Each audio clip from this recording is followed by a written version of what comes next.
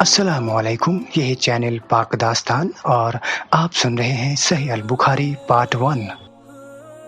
حدیث نمبر 5۔ ابن عباس رضی اللہ عنہ کا فرمان ہے، وہ فرماتے ہیں کہ رسول صلی اللہ علیہ وسلم پر قرآن اتارتے وقت اسے یاد کرنے کے لیے اس نے اپنے ہونٹ ہلایا کرتے تھے اور اس سے آپ کو کافی تکلیف ہوتی تھی۔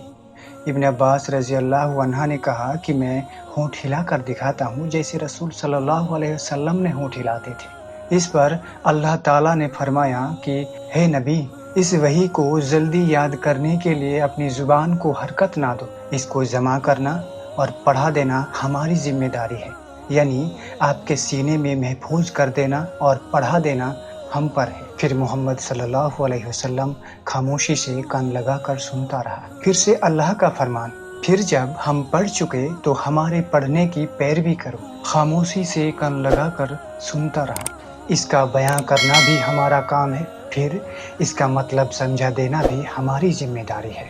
ان آیت کے اترنے کے بعد اب جبریل علیہ السلام رسول صلی اللہ علیہ وسلم کے پاس قرآن سناتے تو آپ کان لگا کر سنتے رہتے۔ جب وہ چلے جاتے تو رسول صلی اللہ علیہ وسلم اسی طرح پڑھتے جس طرح جبریل علیہ السلام نے پڑھا تھا۔